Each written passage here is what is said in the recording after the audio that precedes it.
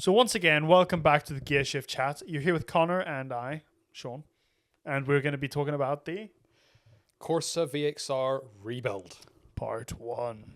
part one. Yes. So yeah, that was a day of exploration and Yeah, well, I seeing think what happened. for the viewers, right, again, all the listeners, they have no idea what the Corsa is. Okay, So let's explain it. let's explain it. Yeah, what is my Corsa VXR? Well, your Corsa was one of the cars that you bought in the space of 3 months. You bought 3 cars in like 3 months. Yeah, so the first one I bought was the E430, the blue Yep. one on the channel. There'll be a link here to watch it. I bought the Corsa VXR. So I bought the E430 in November. I got the Corsa VXR. No, hold on. You got it in November. You I got that in. Hold on. I got the E430 in December, That was it. the Corsa VXR in January, and the S-Class in February.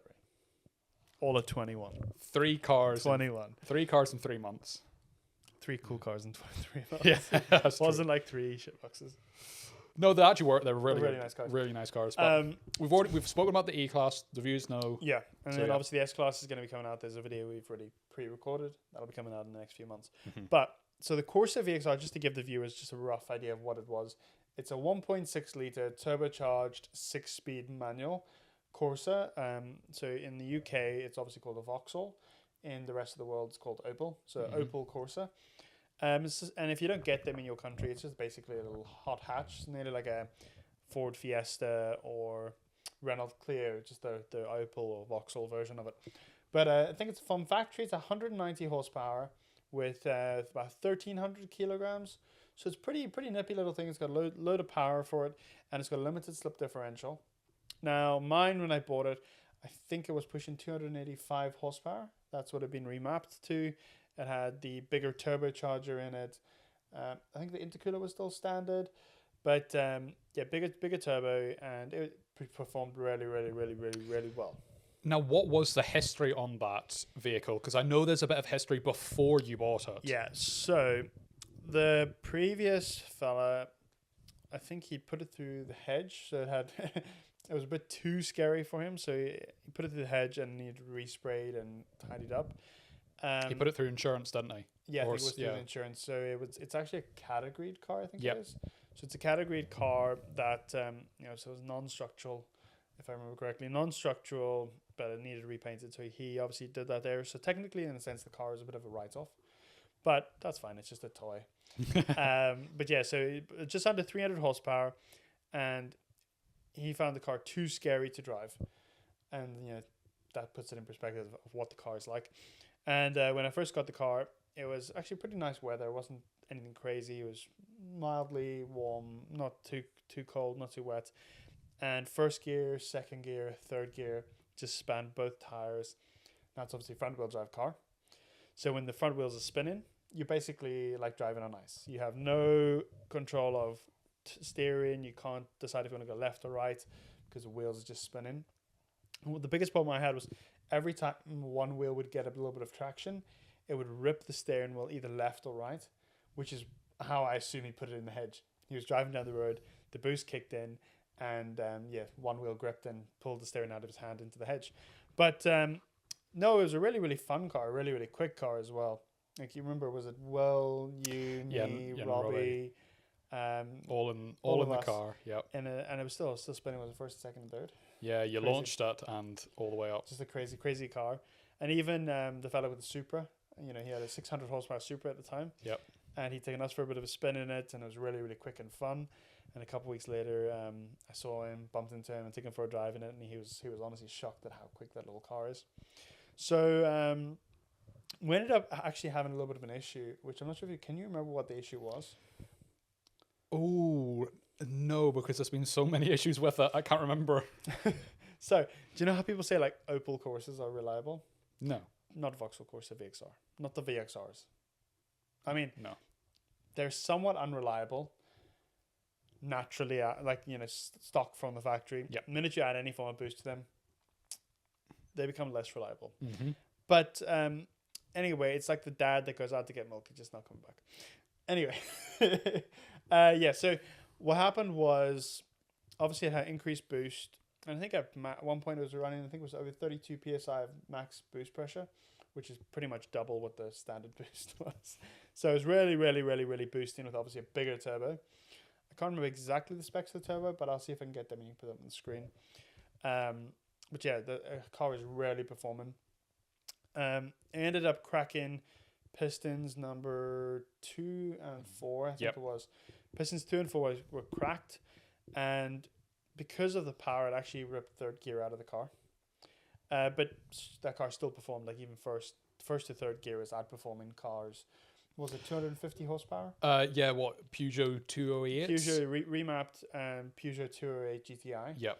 And that was 250 horsepower, and we had a gear short, and we were still beating them. And 2 cracked pistons. With 2 cracked pistons. One gear less, 2 cracked pistons, and it was severely losing oil. Because what was happening was the pistons obviously cracked. Yep. So you get all that boost pressure from the turbo and all the pressure from combustion going straight into the sump and obviously the engine block, and just literally pouring oil out of any crack, crevice, seal.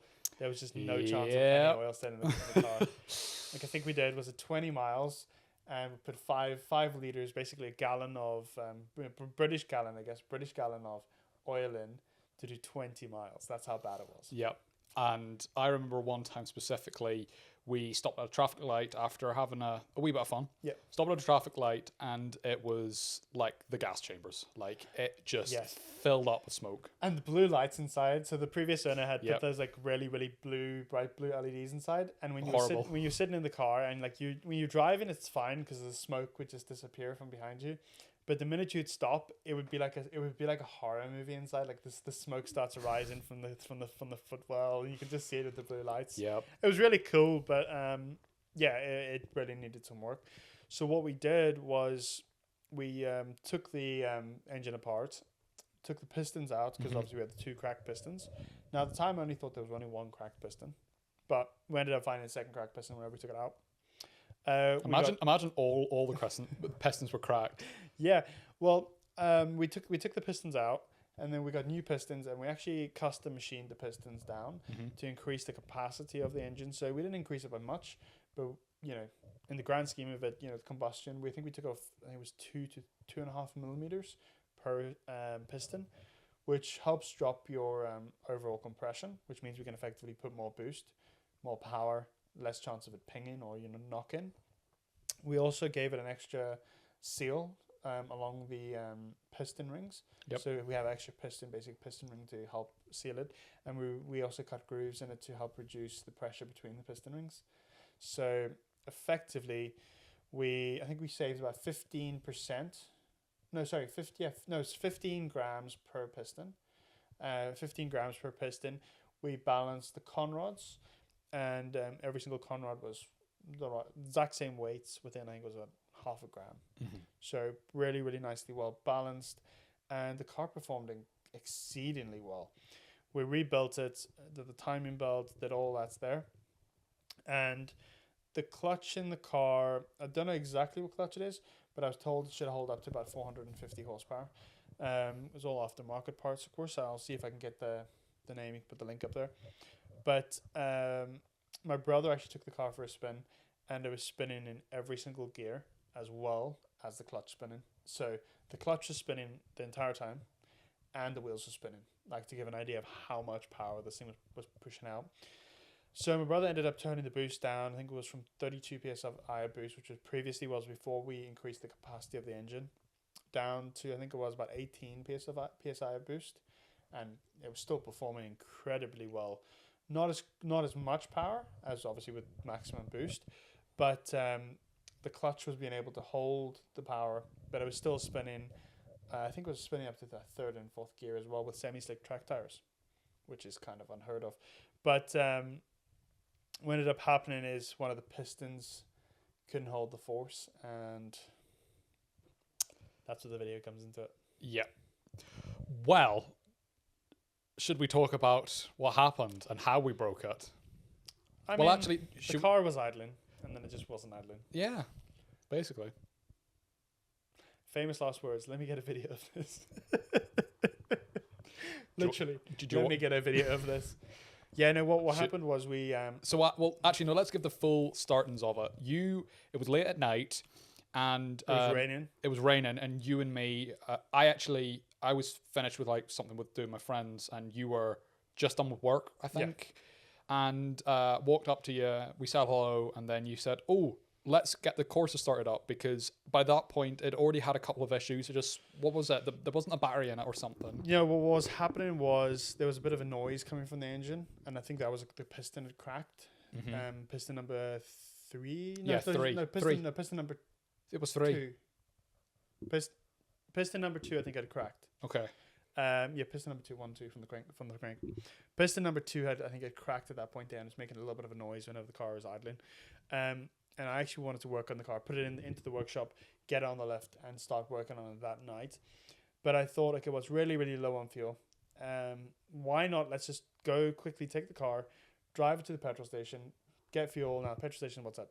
Maybe 400 meters away. Yeah. You know, say under a kilometer there and back. So we had to bump start it. We actually did. Yeah. We couldn't get it to start. Jump start. We jump started it. Oh, no, we had to push it. Did we? Yes, we did. I can't remember. We did. No, we had to push start it. Got it up. You and me hopped in, and by God, was it just not loving life, that engine. It wasn't incredibly happy, and we drove it from the workshop to the petrol station, put in, I think it was like 20 or 30 quid or whatever it was, and on the way back, the engine had heated up a little bit, and you know, I wasn't doing anything crazy. Connor was like, "Let me get a video of this." I was like, "Okay, no problem." I needed to send it on me. I give it a little bit of the beans, and the minute I gave it a tiny bit of the beans, it just went bah. The piston exploded.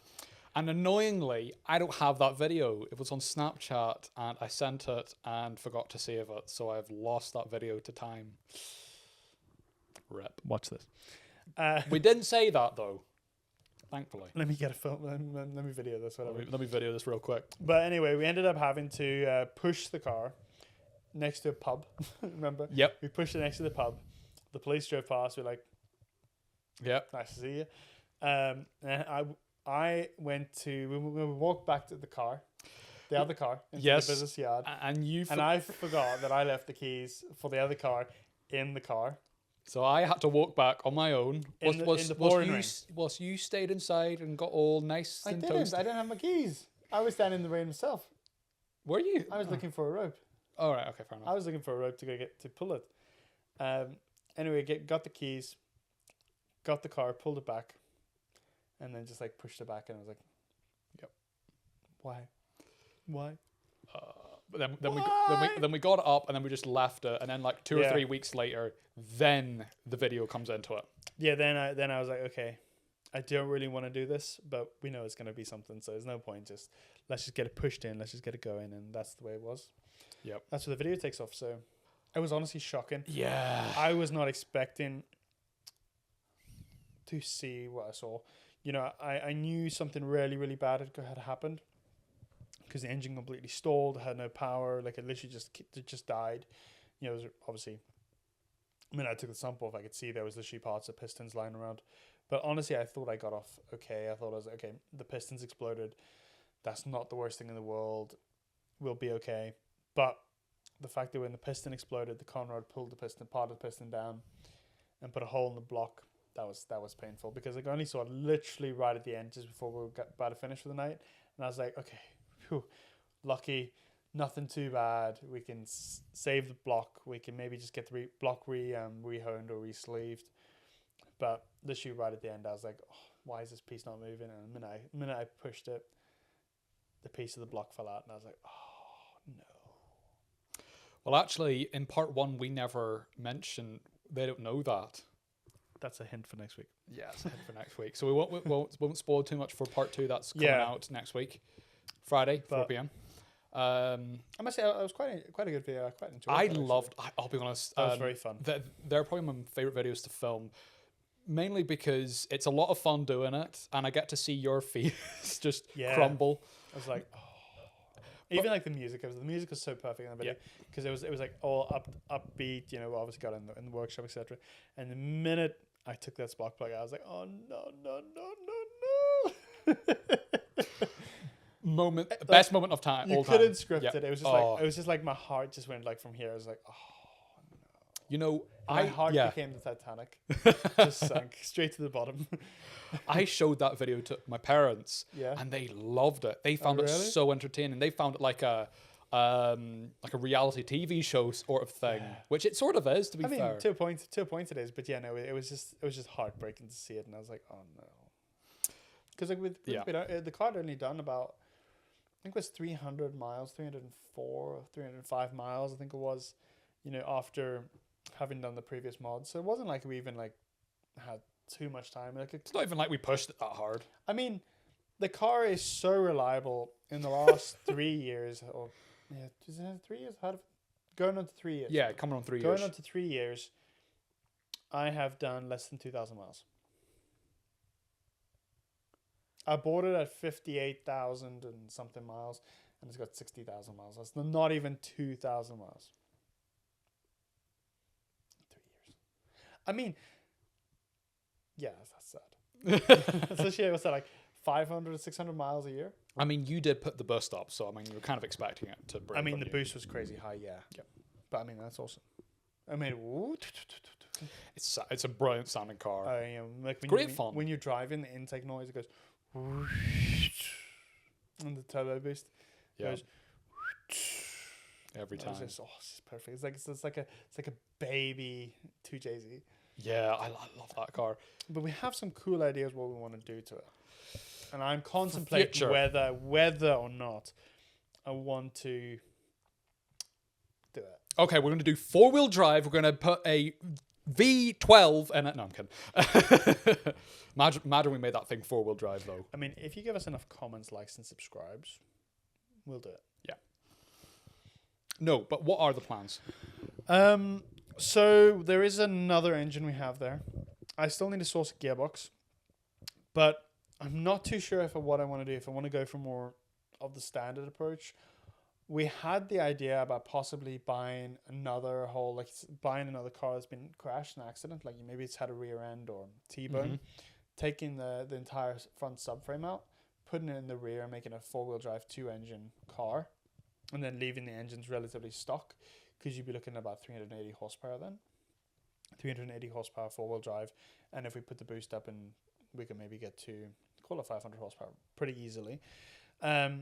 The other thing what we were possibly considering doing was, I found a fully forged kit for the car. So it's forged pistons, forged conrods, it's got the ARP bolts, bearings, all of it, and cams as well.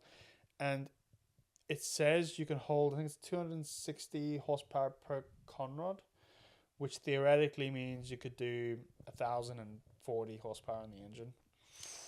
Now, the only issue I have with doing that there is currently the gearbox, third gear could not hold sub 500 horsepower. Was it sub 400 horsepower, 300 and something horsepower? It just gave in. So having 1,000 horsepower, I don't think the gearbox would do. So my only thing is, like, do I want to go, and I'll have to either put like a Quaife gearbox in like a rally car, the sequential box. Oh yeah, one of them. But that would be mad.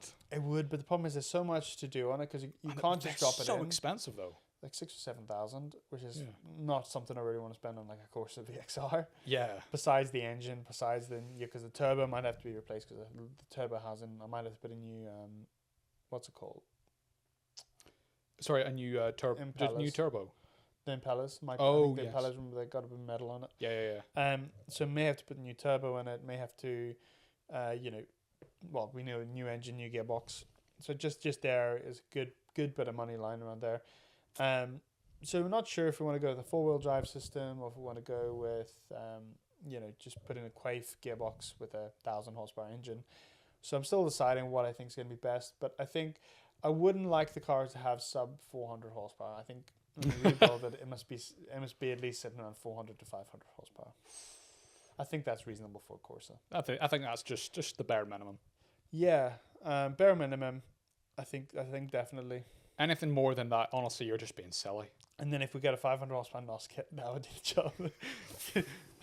But no, I think already for 1.6 that's performing really well. Like you look at it, was it was the A45 AMG.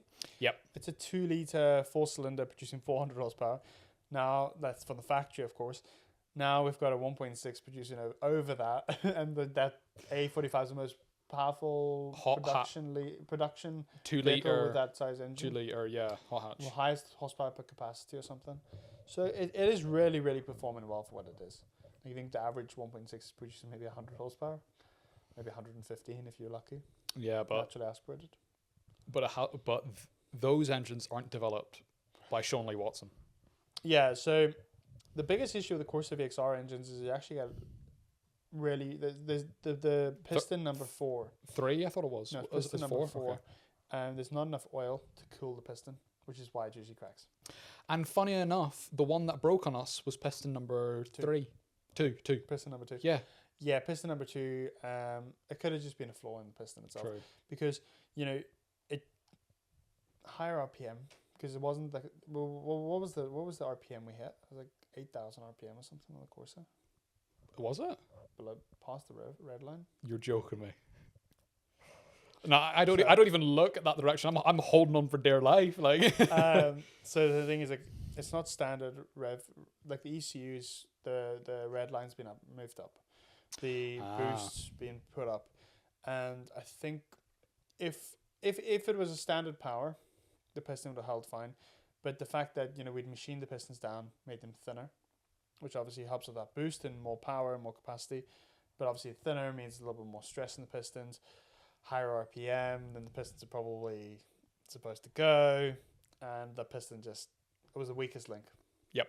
Weakest link that destroyed the best engine. Like, I think that was a really powerful Corsa VXR.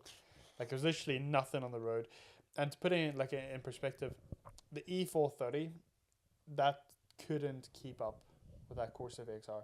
No. Like, my mom was driving the Corsa VXR. We took it to a track day. And the E430, literally, my mom was just driving casually and just pulling away from us. And we just foot flat, accelerated on the E-Class. And the E-Class, no slouch, just quick. And you're just trying to keep up with my mom. And she was like, you're just driving around casually, listening to music. And the car was just pulling away. No chance. Unbelievable. And it spits flames. It does. It goes whop, whop, whop, whop, whop. But like, it's actually not mapped to spit flames. It just has that much power to spit flames. Ooh, and another thing, the car literally just spins all the time to the point that I had to put Zestina Grej semi-slick track tires on it just to give it a little more traction. And I mean, it helped, but it nowhere near solved the traction issue. Oh no. But yeah, I love the car, and you can do drifts. Yeah, actually forgot about that. Yeah, the front wheels give you so much grip that if you go around a corner fast enough, the back end slides, which is pretty cool. Yeah, when you think about it. Your front wheel drive car drifting. It's also got the Bilstein dampening suspension from the Nürburgring edition of the Corsa VXR. So it performs really, really, really well. Obviously, got loads of power. It obviously has a lot of traction because of the tires. And you really well set up suspension. That car handles like anything. You can it's just a point and shoot. It's literally. I think it's your best handling car, in my opinion. We've gone around. Yeah, we've gone around really tight corners at some speeds, and it just as long as it's got grip, goes up it. Or non-boost.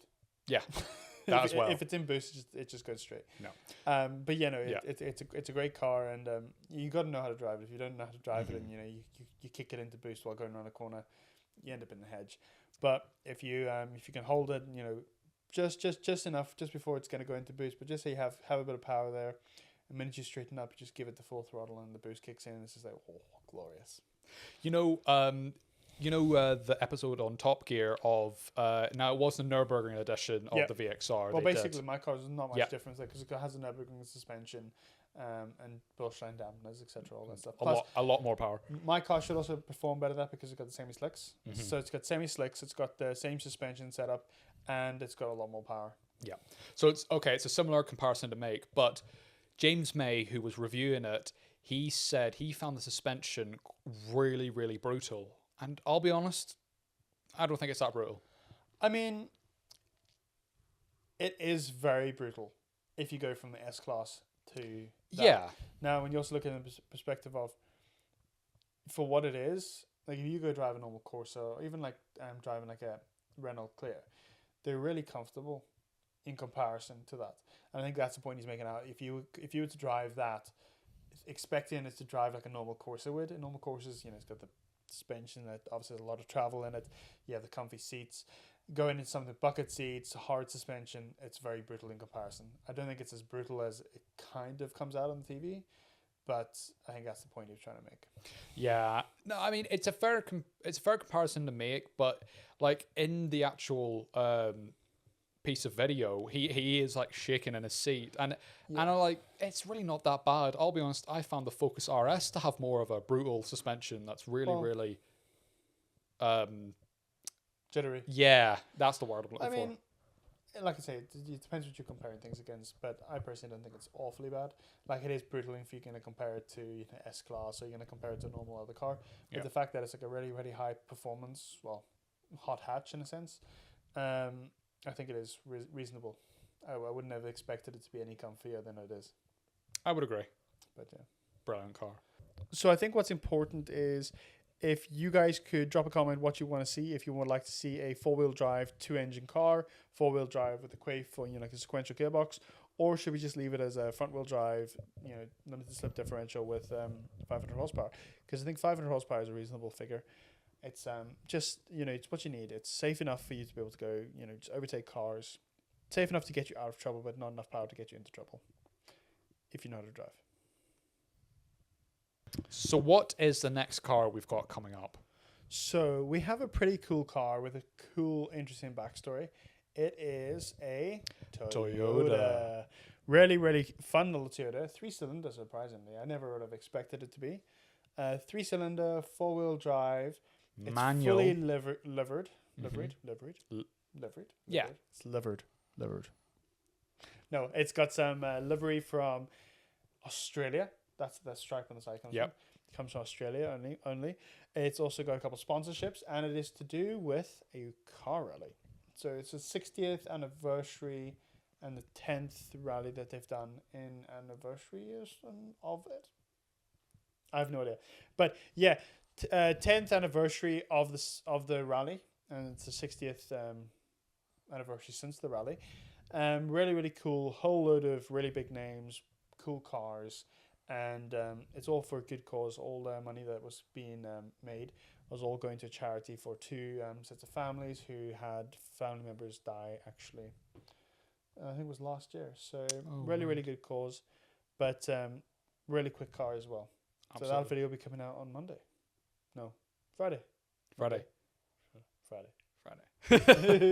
Right.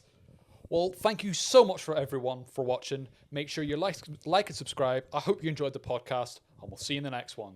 Good night!